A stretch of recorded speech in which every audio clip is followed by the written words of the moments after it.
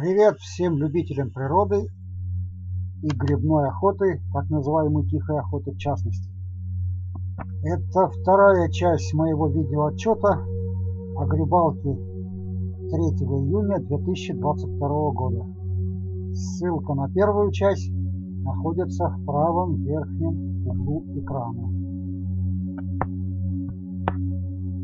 Итак, продолжаем нашу грибалку. Собираем майские грибы. Они же называются георгиевые грибы, майки или рядовки майские. В этом лесу их нынче видимо-невидимо. И хотя грибы называются майские, собираю я их в начале июня. Они еще есть. Но уже некоторые перестояли и появляются червячки. Но их не так уж и много. Также часть грибов погрызена мышами-полевками. Ну, судя по маленьким зубам, это явно не белки. Вот, эта дорога к этому лесу, еще раз ее показываю, по этой дороге вот я шел, чтобы найти этот лес полный майских грибов.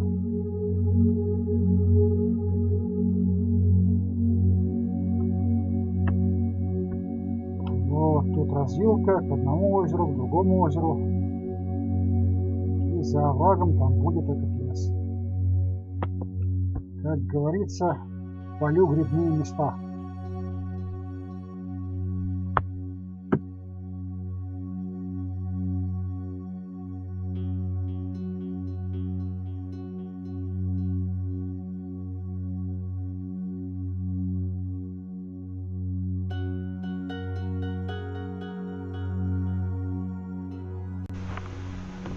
Особо тут комментировать нечего.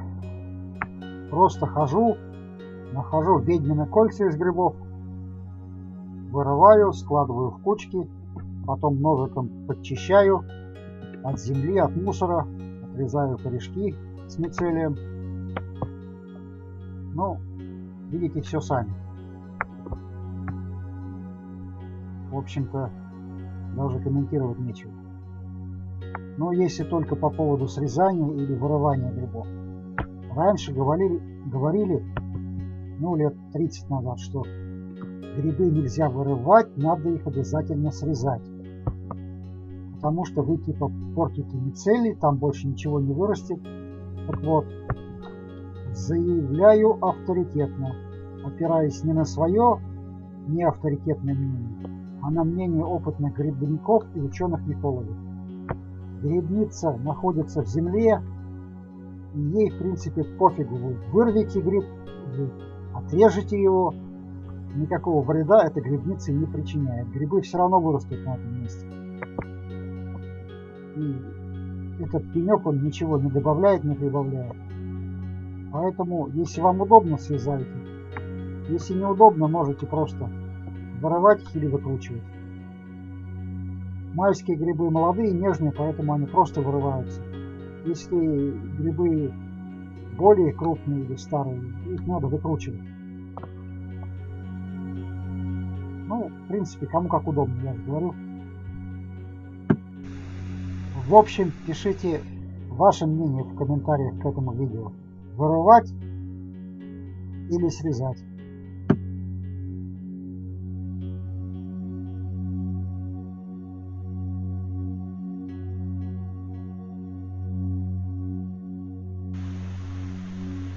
В прошлом году я тоже в основном срезал. А в этом году, так как грибов много, опытным путем пришел к тому, что просто их вырываю. Вот эта красивая полянка находится между грибным лесом справа, и слева там тоже небольшая роща есть возле озера, там тоже грибы есть. В том числе и рядовки, и шампиньоны, и дождевики, и прочее. Вот такая вот ложбинка между двумя озерами.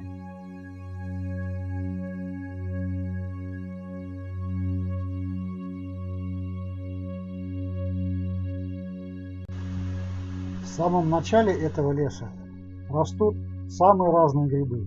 И осенние рядовки, и маховики, и еще там какие-то непонятные, незнакомые мне грибы. Ну, короче, штук 5-6 разных видов грибов. А если вот немножко углубиться, тут уже вот начинаются поляны, вернее, ведьмины кольца с рядовками майскими.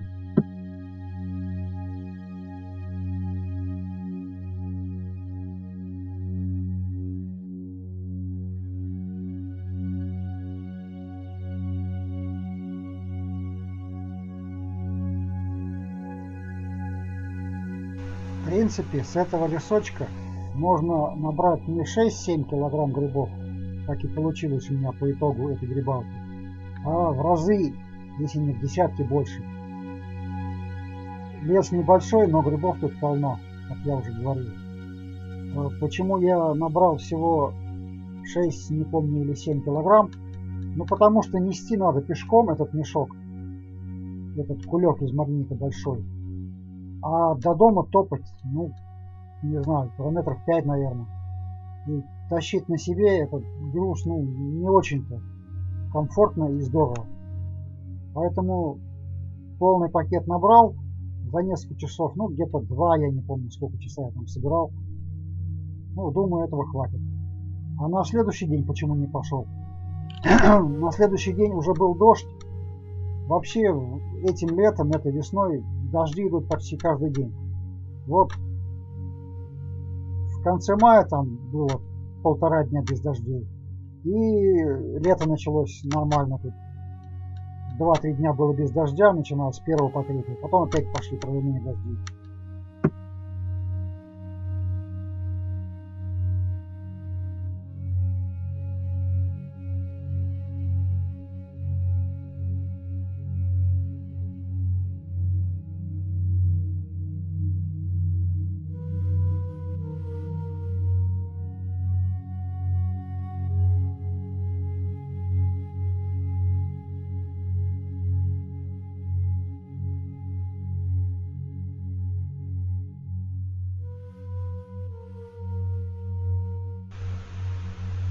В принципе, несмотря на то, что лес замусорит, вы видели, какие канистры пластиковые лежат, прочий мусор, ну, находится довольно далеко от всяких там СМТ, дач, деревень, автомобильных трасс и железной дороги. Грибы должны быть чистые, не ядовитые всякие там. А то, кто вдоль трасс собирает и не понимает, что они едят грибы там с примесью выхлопного газа, свинца, мышьяка, ртути и прочих вредных веществ, которые грибы впитывают как губка. Здесь более-менее, не скажу, что прям 100% экологически чистое место, но более-менее, я думаю, собирать можно. Во всяком случае, грибы из этих лесов я ем уже не первый год и пока ничем не траванулся. Будем надеяться, что и дальше так будет.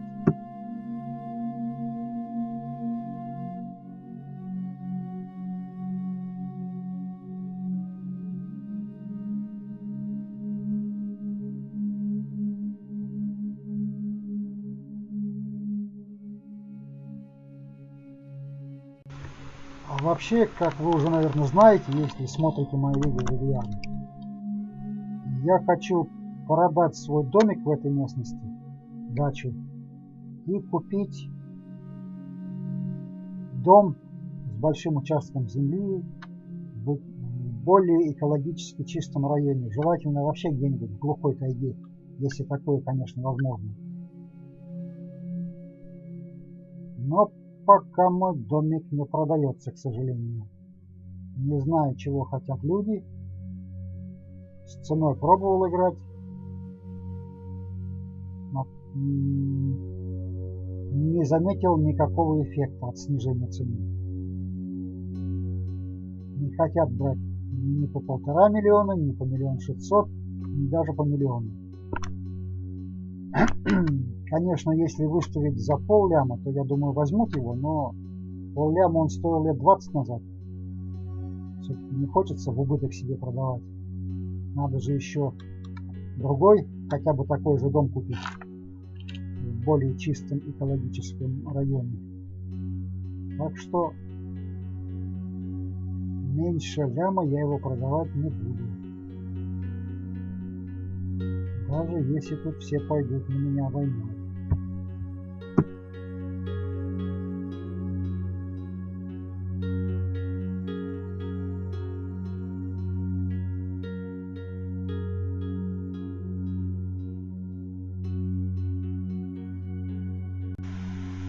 Ну, дальше, я думаю, комментировать картинку смысла нету. Смотрите, наслаждайтесь, любуйтесь, плюйтесь, все, что хотите. Включусь в аудиорежиме в самом конце ролика, озвучу, сколько я насобирал.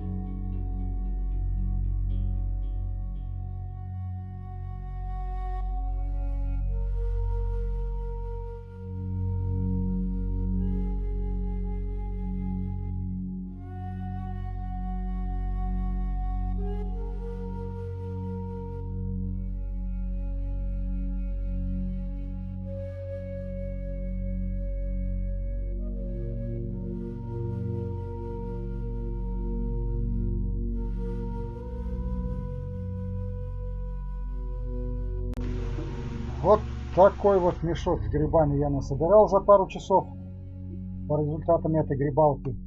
Сейчас взвесим. Результат вы увидите на экране. Мой безмен показывает, не знаю, видно, не видно, около 6 килограмм, короче. Ладно, на этом заканчиваю. Всем удачной грибалки.